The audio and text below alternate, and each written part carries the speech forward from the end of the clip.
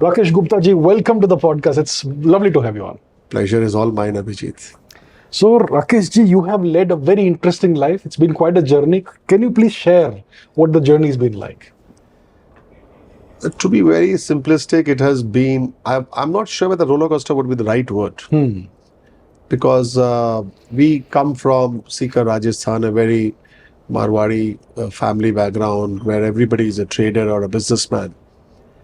And my grandfather moved from Sikar to Delhi and Delhi to Calcutta to be a part of Indian National Army led by Shri Subhash Chandra Bose ji. Okay. Because he wanted to become a freedom fighter.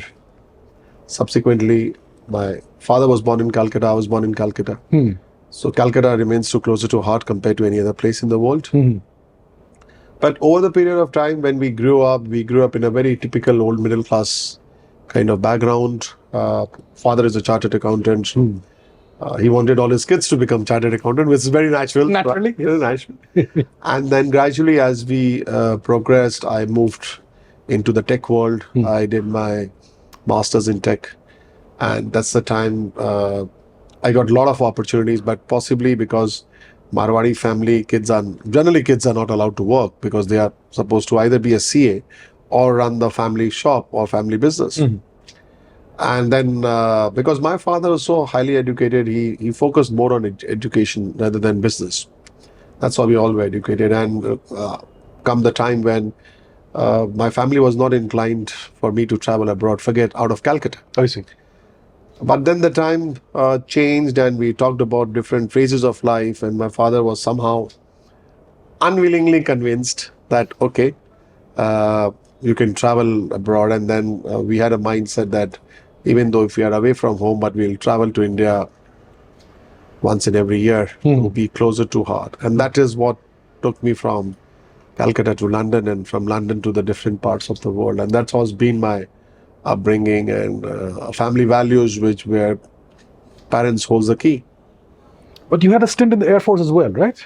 Oh, that was my childhood fascination. So somebody told that very early age that you should join the NCC. Okay.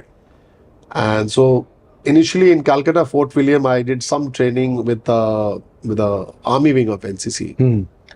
But then I realized that that will not help me to become a Air Force pilot.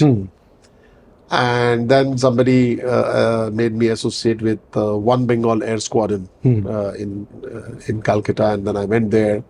I was a senior cadet there. And then that's the journey happened. Then comes the part where I broke into the Air Force. But that was a very short stint. And honestly, with that stint, I would not like to recollect much because it was very short and stint. But what it taught me is a very important thing in life, is whether it's personal, professional, or whichever way you want to look at it. Discipline is a key to life. Yes. Whatever you are doing, if you are not disciplined, you will not get the desired result. Yes. You may want to write objectivity and subjectivity in the book and, maybe use best of the English jargons in the world, right? But if you have not summed it up with a very perspective mind, and then you start applying the disciplinary parts, and then only it can lead to the delivery part. So that's where I think I realized that discipline is a very key element of our part, thanks to the Indian Air Force. And then I left it, and then I moved into the corporate world. So what was that like? Corporate world, wonderful journey, career, a lot of ups and downs, a lot of learnings, and a lot of things which my father used to taught us when we were young kids. And we started believing that he's only sermonizing us because we're young.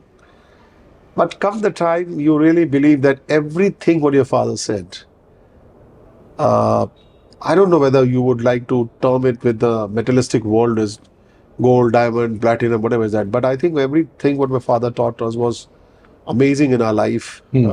Some of the things are like, which I still apply in my corporate life, is that life is too short till you complicate with your own inferences. So a lot of things similar like that my father taught me, and I'm applying in the corporate world. Corporate world journey, as expected, is never easy because I'm possibly one of those example who actually grew from IA to IA, which is insurance advisor to investment advisor. I see. So I've gone through this entire drill, right from insurance company to wealth management to private wealth management, and then to private equity, venture capital, institutional investments. And that is how I would say IA to IA is a full cycle of 360-degree journey. I've done almost, it's been close to 3 decades in corporate and investment banking.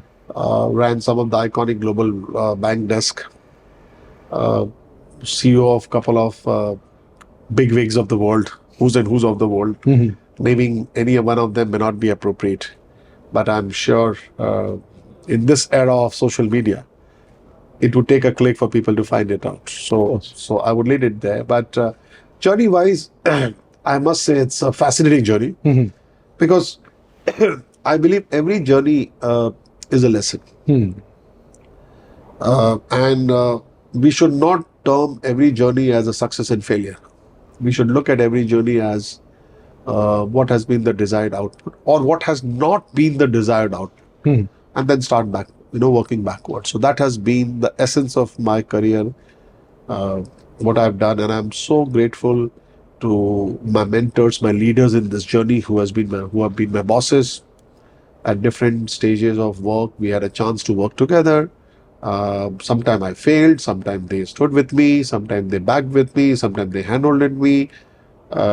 But every single point of time, I felt that, barring few incidents here or there, but every single time I felt that the leadership is not all about telling you what to do.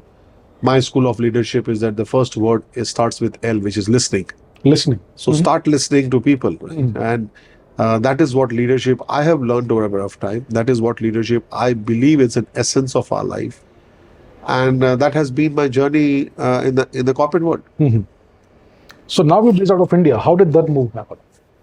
So when I was with HSBC long back, and then the schedule come for me to relocate to London with ICICI Bank, and I was fortunate enough to go there, spend time there. Maybe I think the most difficult phase in my life was moving to London during the height of pandemic, during the height of financial crisis. So when I went there, when I went there in early 2008, the situation was so bad that bankers were called wankers. Okay. And whole of the world was thinking is that why are you coming from India to a alien world kind of thing. And also the banking world, which I could vouch that has been largely governed by the whites in the London and New York market. Fortunately, unfortunately, whichever way we want to look at it. And I realized that surviving in this market is always a challenge, and financial crisis multiplied the challenge many fold times. The best example I would suggest is that just like all of us, once we went to London in 2008 on my anniversary. Me and my wife, we went to Paris, and while coming back, and this is a very to your audience it would sound funny, but it was also a very realistic situation. So when I was come at the airport, taking the flight from Paris to London, and this UKBA Home Office people who were there to check the passport and other things. And they asked me, so what's your name? And I said, Rakeshh Gupta. I said, what do you do? I said, I'm a banker. Looked at me as if I'm the most sinful guy in the world, kind of thing. I've committed possibly the worst blunders of the world, or kind of financial mismanagement of the world. She looked at me and said, oops, take your passport. And I was saying, oh, that's good. That was very prompt. But the line came after that was far more damaging or far more impactful than one can imagine. And she says that, I hope by the time you land in London, you still have a job. I see. So that made me believe that not only in 2008, the market was at the worst, the jobs were not there, people were running around helter-skelter, but also the mindset outside was not very conducive to even think about day-to-day life, because forget anything else. Because if everyone around you looks at you that you are the bankers, it's so difficult for you to move out and try to do anything, small thing, right? But the good part also was that in 2008, when I was there, uh, I made my own way, stayed back in London, where a lot of my peer groups relocated, and they had their own wi- wishes in different part of the world. I stayed back, and not only I stayed back, I made my way in corporate world, uh, worked with some of the big names in the world. And today when I look back, I only think one good thing is that what did that left a message for me. Uh-huh. It says that walk the talk, survival for the fittest, all those things which we have learned in the school, right? Is that it's not that all pep talk or TED talk works on that. Yeah. If you go through the drill in 2008, where everybody looks at you as you're the culprit, or you're in an alien world with your family. Because my mind was very clear that whichever country I'll go with the family. I will not be one of those guys who's staying alone and coming once in a quarter or once in 6 months, and then your family is here, you are there. I was very clear the day when my family moved with me. Uh-huh. I think that was the strength, that was the support which made me stand there, fight it out, make the inroads. And I think that is why I would say that 2018, 2008, a lot of peer group who left London for whatever reasons, today may not have done what they intended to do when they came to London. And most of them are still in touch with me for something or the else. But when I look back, I think it only tells you is that hold on to your ground. If you know your subject, hold on to your ground. Things could be delayed, but eventually it will come. So hold on to your ground, back your instinct, back your strength, and everything else will fall in place. May not be in that speed what you want. And this is where I'll go back to what my father taught. In Hindi, he said that समय से पहले और भाग्य से ज़्यादा. In English, it would mean that what is written in your destiny, you will get it, but not before the real time which is written off. So somehow these are the small things. A typical Indian family guy, a typical family oriented grooming. So father's words are like golden words in your life. You follow it up. Early days, you feel it's all, We all know that. Yeah. But later in the day, you realize that how correct he was. Right. So then a few years earlier, you started a new chapter of your life. What was that? So I think in 2018 was the time when I realized that the corporate world is what it is. Yes. And I thought that I may not belong to this world anymore. Okay. One of the very basic reason why I left was respect for colleague and employees. Maybe because I've worked in top-notch institutions, and where the top to bottom, by the time the message from the top comes to bottom, maybe the bottom guy would have changed twice, kind of it. Okay. Maybe not. Okay. Inertia, slow. You're not sure. Yeah. So that was the point which made me think is that why not I venture into and become an entrepreneur. And that's where I recollected my father's word is that if you need encouragement, never become an entrepreneur. Yes. So I said, no, I think what I've achieved, I could become an entrepreneur. But at the same time, I said, while I'm building my company, building the business, as it grows, as it thrives upon, I went to study. So I went to Wharton Business School. You went back to business school? Yeah, Wharton Business School. Okay. I did my master's in asset management and asset and wealth management, private wealth management. And then I went to Columbia. I did my corporate major in international masters in corporate finance. Okay. So that kept me not only in the loop, that kept me also in the hunt to do bigger things. And one of the reason which relates to my core subject, which I picked up in one of the Harvard reviews, is that the world loves rebels with the cause, not the rebels. Not the rebels themselves. The cause is more important. Cause is more important. Yes. And that is where I think I was fortunate to get a lot of backing from my friends in the US, because I studied there, worked there for some time.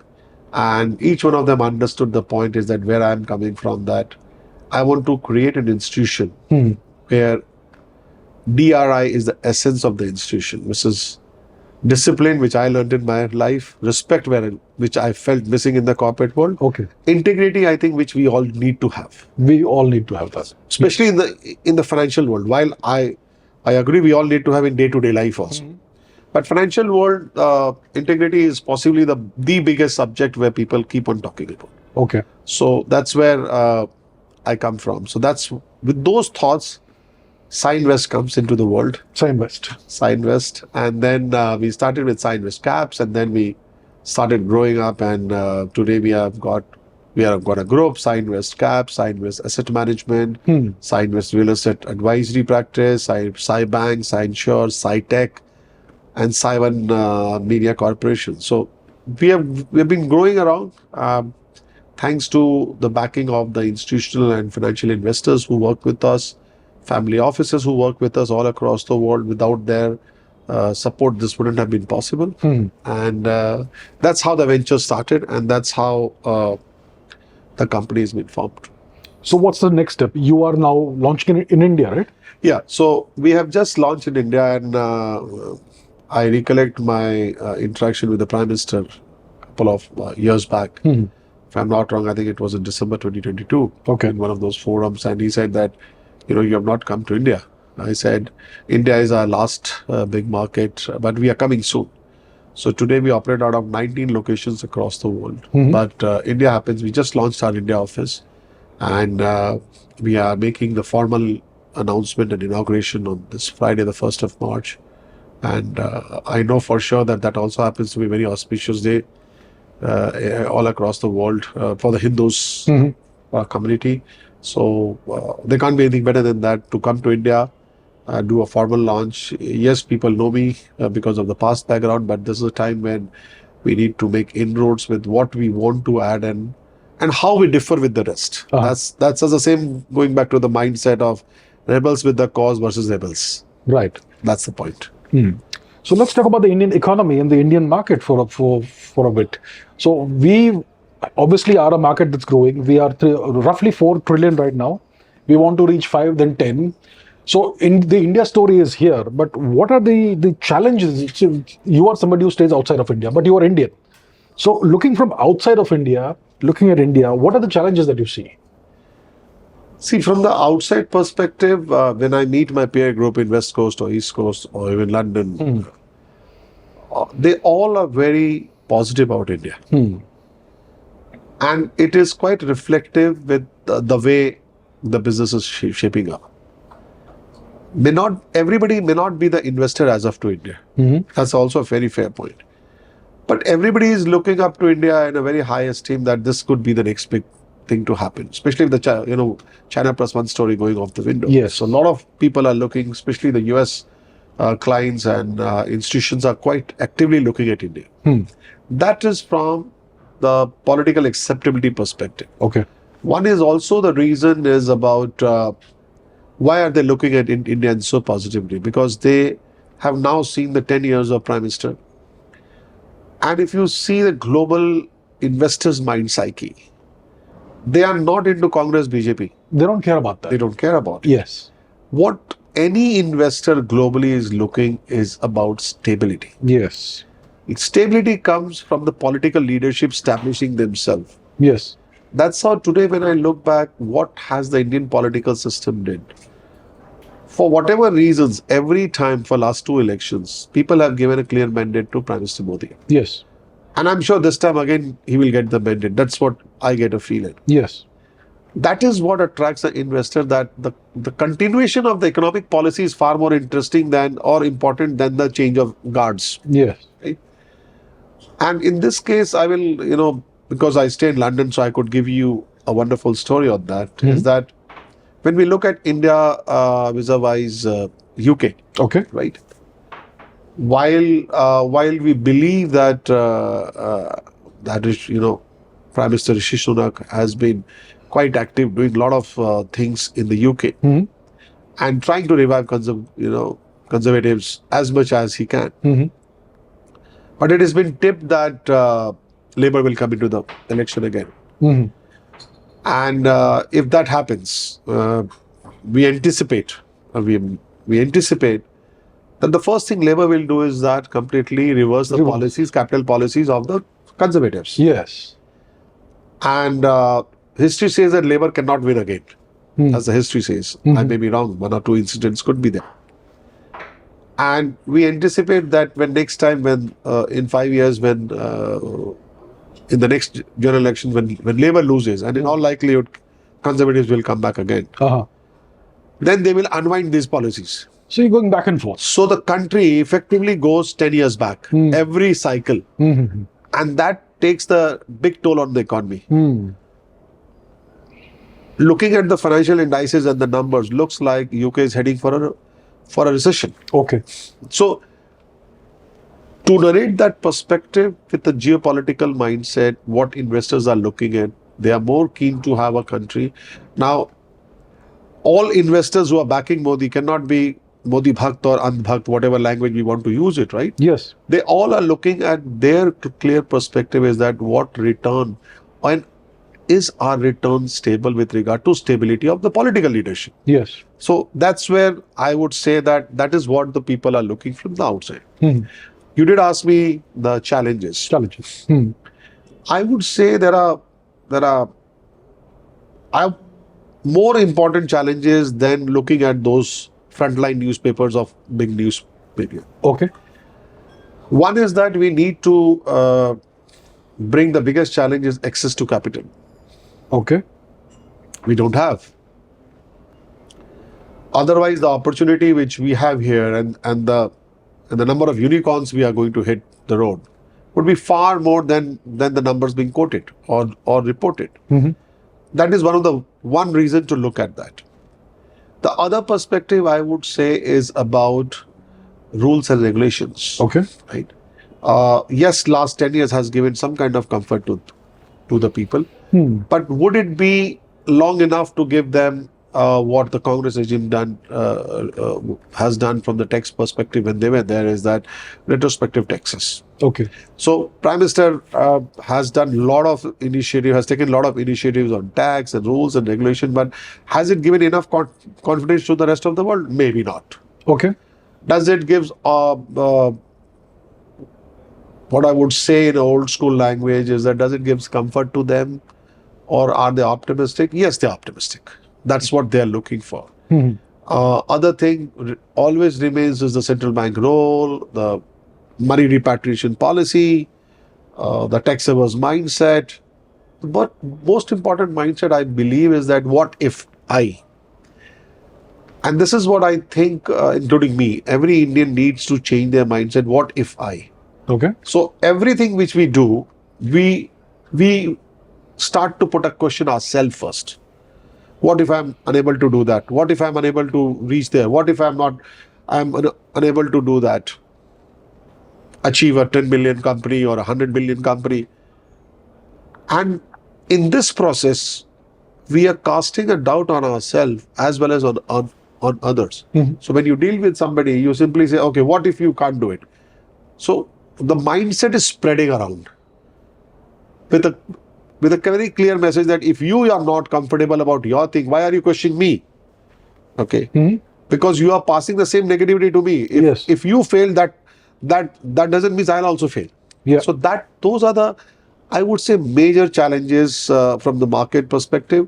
Yes, you will have economic ups and downs. You could talk about it, but what attracts an investor is about continuation in the policy, Mhm.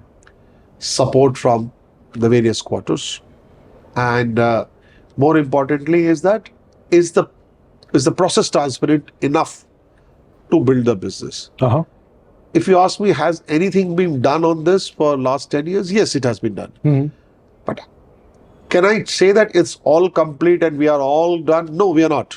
Long way away. We are a long way away. Mhm. But yes, compared to if you start talking about opening a company and registering a company in London, it takes 5 minutes, and here it could take 5 days to 5 weeks. So I don't know. that's a low-hanging fruit actually. That's a low-hanging fruit. Yeah. But things have changed compared to pre-14 series Certainly. in terms of it. Certainly. But as you rightly said, Abhijit, there's a lot of scope to do that. And I'm sure the advisory team of the Prime Minister would be looking into these things, small things.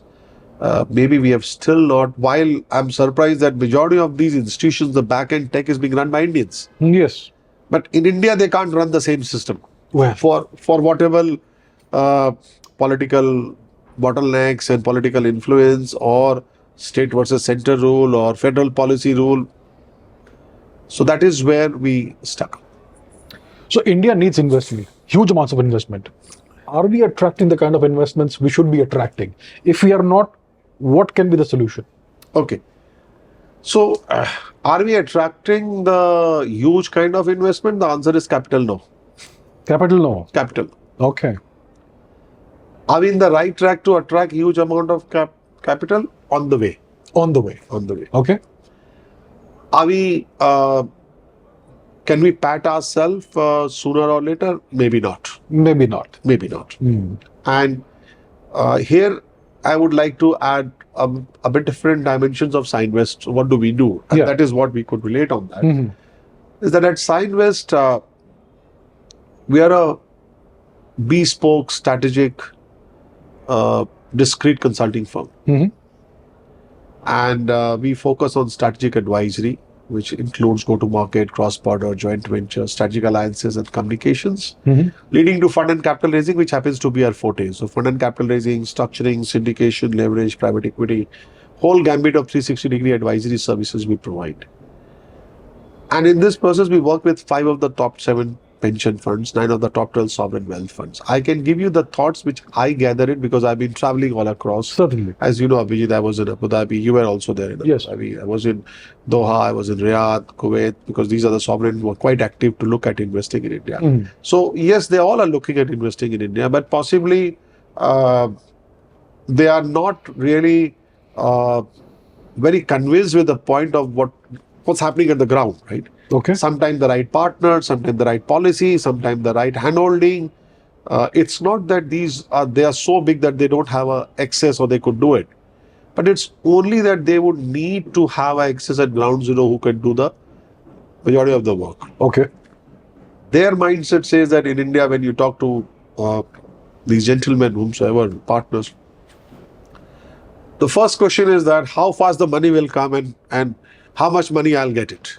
Okay, straight to the point. Huh? Straight to the point. In fact, and I'm sure, Abhijit, you would, and you and your audience, learned audience could do a Google and understand that majority of these sovereigns, the first round or the first 2 rounds, they have lost money.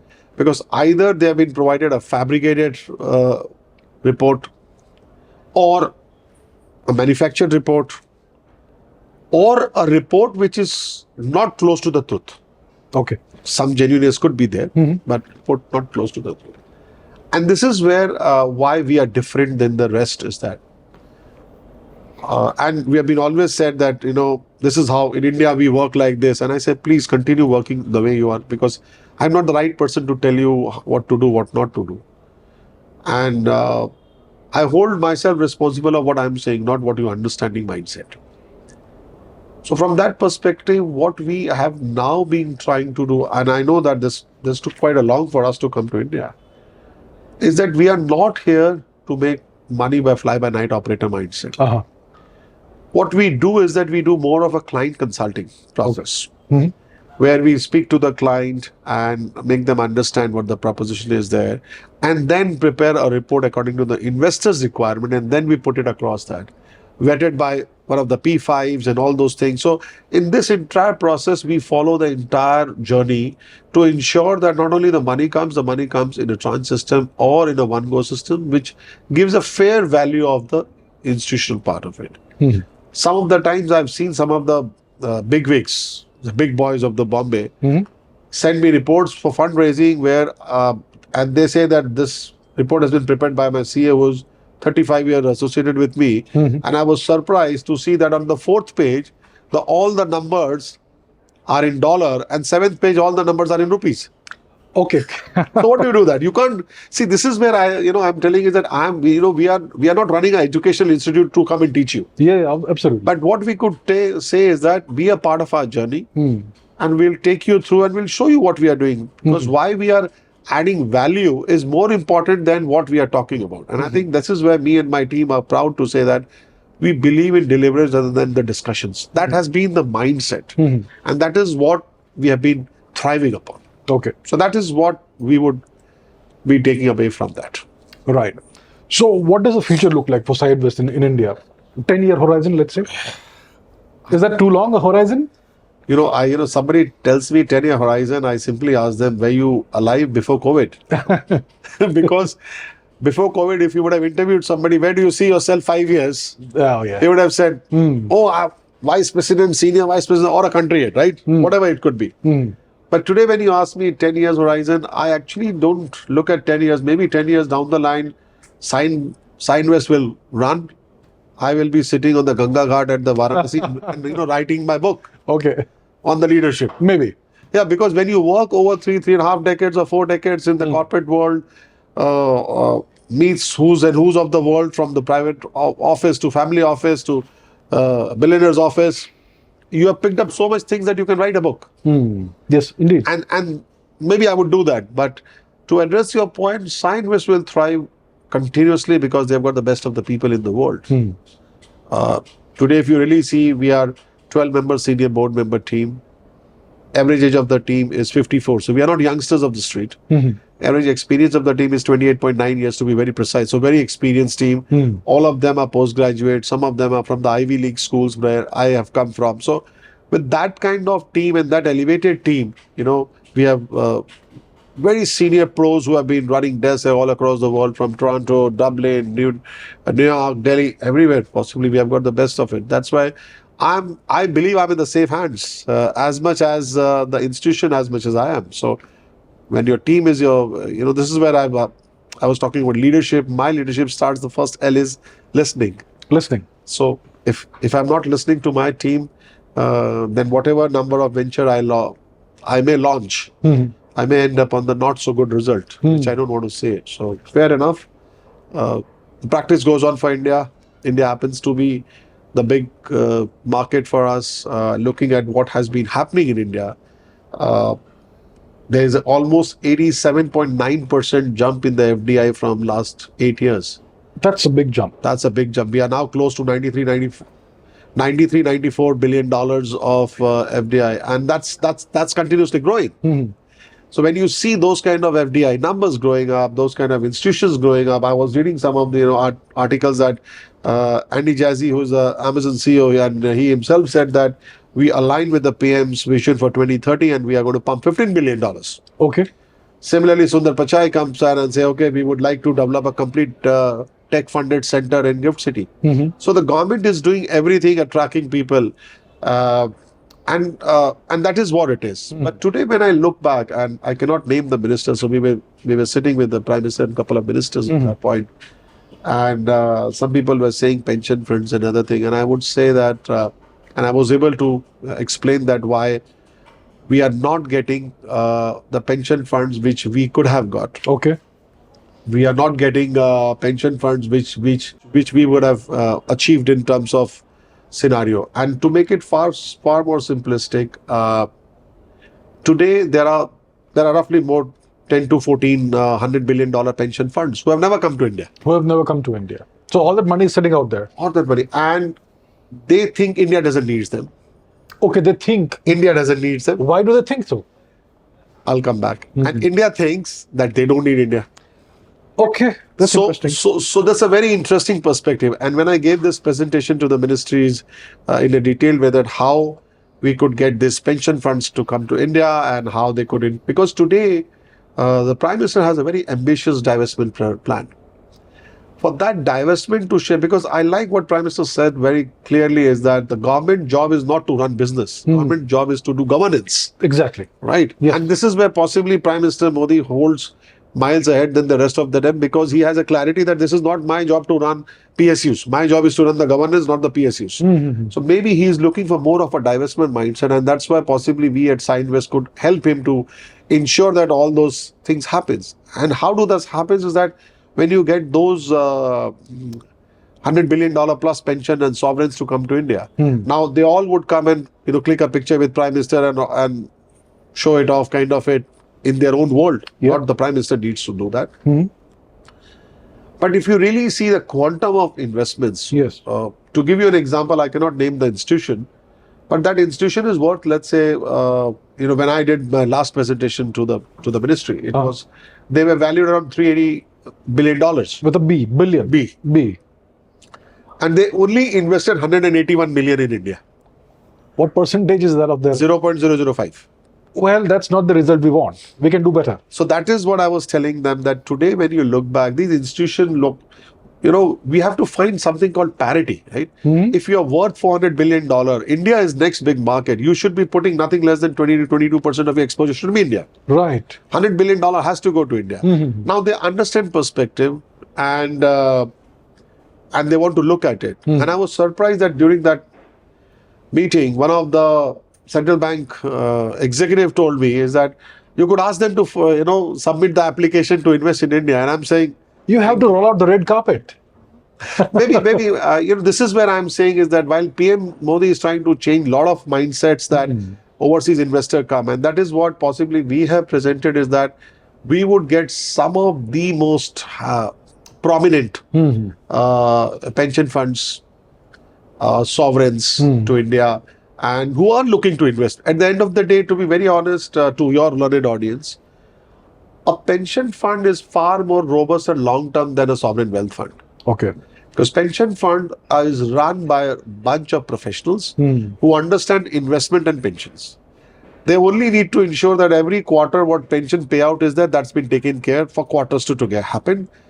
And in the best of the cases, they are always looking at 3 to 5% return, kind of return mindset. 3 to 5%. So they have a long-term mindset. They have roughly, they look at portfolio 15 to 25 years.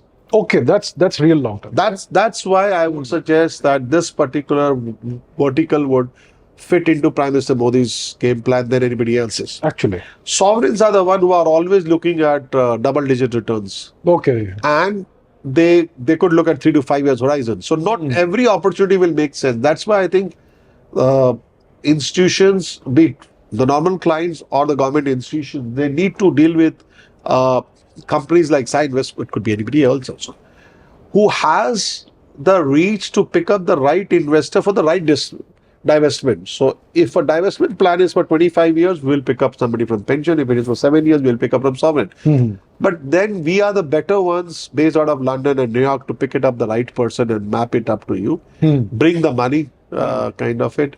And it's a hometown. So we always look forward to work with India on this part.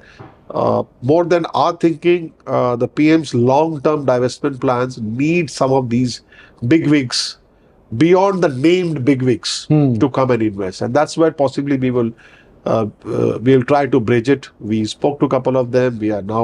I was in Delhi last week to do a lot of this meetings, private meetings. And that's what we have been presenting, that we could get bigger things to happen.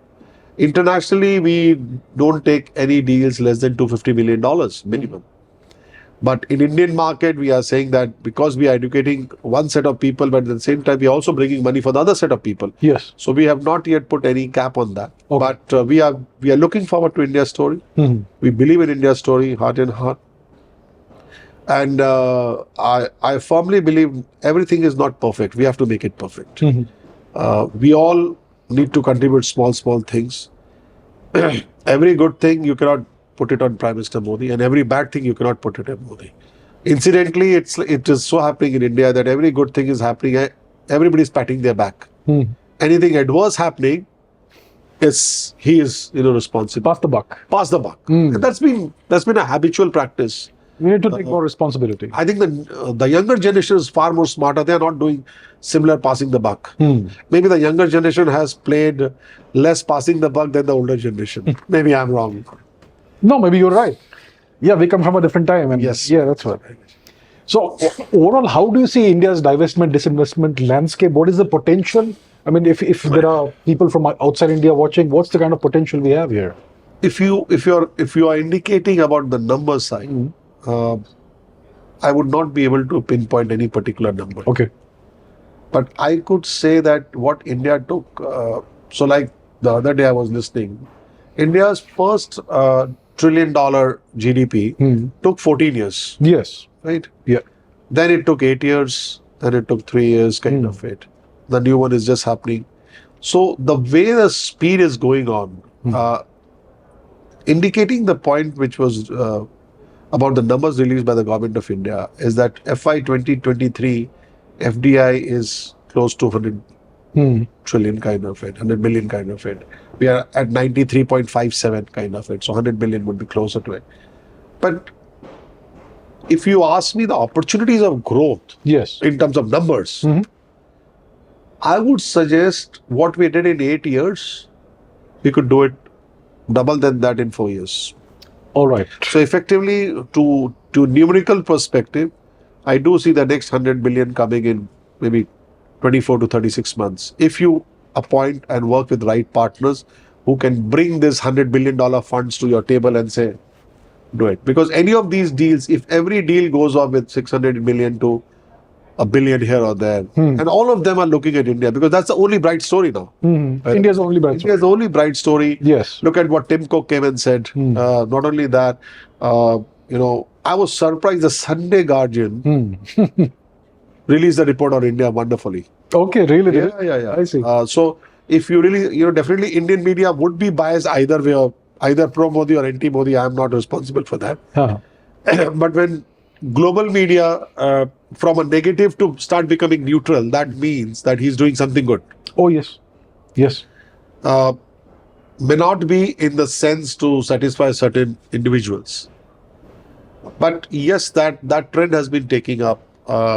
Incidentally, Australia also released a wonderful report about India's growth. And one good thing I liked about the Australian government report is that they also put the onus on themselves about the repatriation with regard to the business and the bilateral trades. Okay.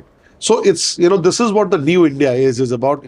We are also telling them that you also need to look at your house, that how you are, reciprocating to the entire discussion. So India, at one point, a lot of Indians invested in Australia, which didn't reciprocate the same way. Okay. So that is now it's happening. So we are seeing parity now. Parity now. US climate, investment climate report on India 2023 is very positive. Very positive. So this is where, while some of your literate audience would say it's like bandwagon Modi kind of it, but I'm sure any state report, be it Australia, UK, US, when the state releases a report, we have to be, respectful to that. Yes.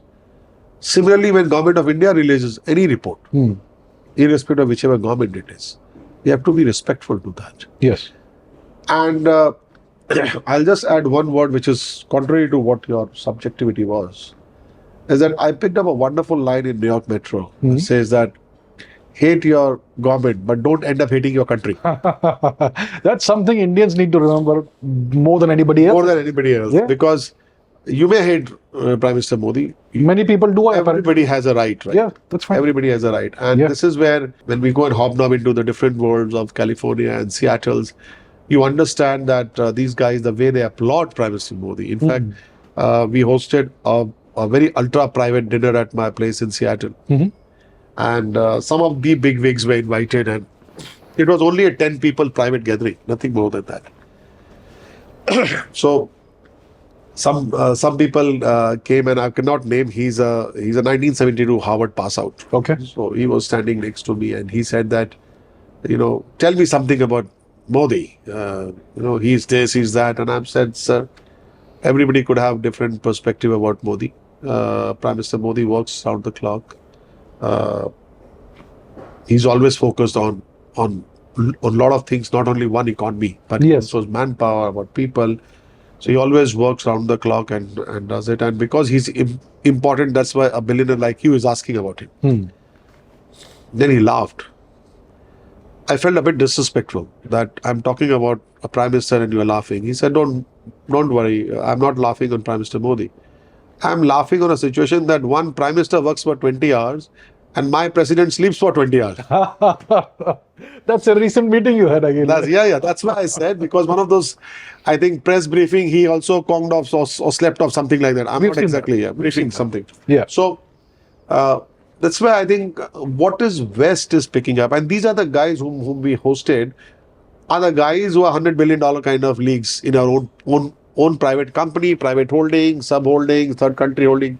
So these are the big, and they all are looking at India. That's one of the reason is that why, not only that, we are now going ahead to launch our own fund. We have bought a fund in London. We are now going to buy another fund in, we are negotiating with either Geneva or Luxembourg. So that, and then we are launching much bigger fund from Gift City. Gift City, okay. Gift City. And IFSA team, including their chairman, was very kind, coordinative, helpful. So we look forward to launching $1 billion fund in 12 months' time across the world. Across the world. Across the world. We would see how does it shapes up. But we are fortunate to be backed by sovereigns on those funds. We would look forward to see how does that fund, because what has happened is that, Abhijit, is that because we were doing big ticket deals, we let go a lot of unicorns or a lot of so-called well-doing businesses. That's why we have launched a fund. We have just hired a CEO for that, and she would run the desk. But that's a mindset, is that this fund would be investing all across the world. Majority will come to India, definitely, because the fund, the USD fund will be operating out of Gandhinagar. Okay. Gift City, yeah.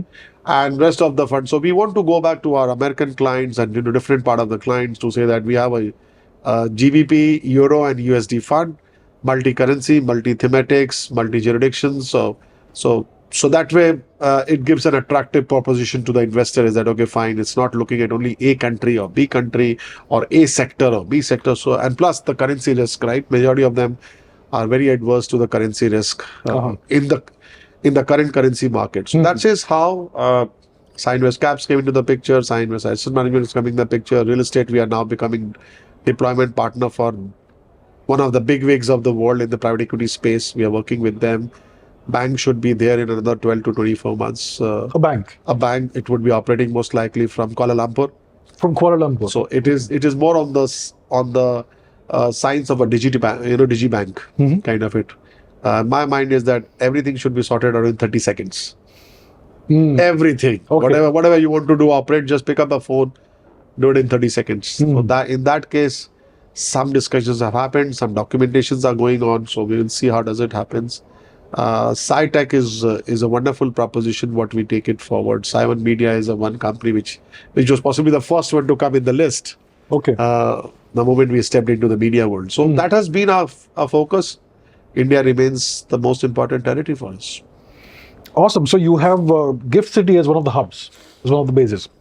So yeah, I think you're doing tremendously fantastic work, and I'm really glad to see that. I wish you all the best. Any parting thoughts? I mean, you are born in India. You are based outside of India. Any parting thoughts? Any parting perhaps advice for the government of India as to what we can do to make the India story even bigger? While PM Modi has ensured that bureaucrats are accessible, but maybe a bit more. All right. A bit more, because also I think PM Modi has taken a larger step of involving professionals from private sector to the government. Yes. Because today, when you hire a global international specialist from all across the world, right?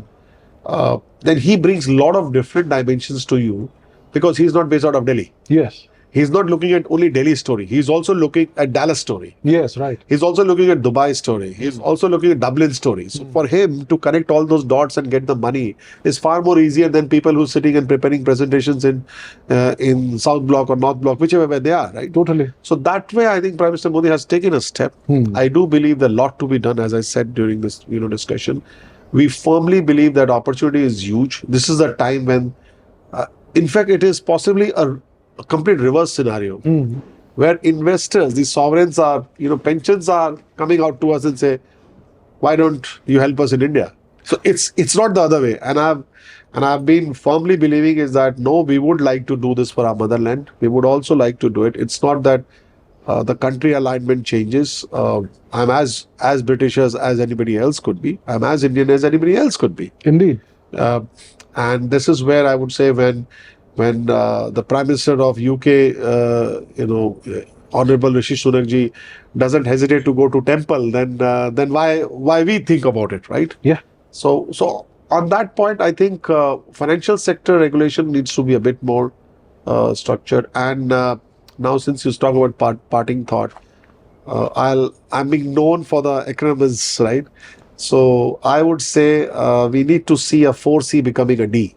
4C becoming a D. Yeah. So the very basic is that commitment. First C is for commitment by the government. By the government. By the government. Second C is about the consistency by the regulators purely. Very important. Very important. The third C is about the capital. So capital, access to the capital or capital from domestic players, leading institutions, overseas players, which we can bring it. And the last C is the commitment of individual who is running the business. Now, if you add all those 4C, leads to only single D, which is delivery. Delivery.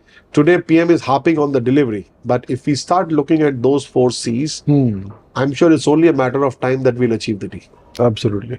So on that note, I think that is what possibly I'm not throwing more acronyms to you, but I do believe that these are the ways where we at the West and largely in Californian market and New York market, we try to look at these things in this perspective. And I firmly believe these are the things which catches the attention of mind psyche of investors.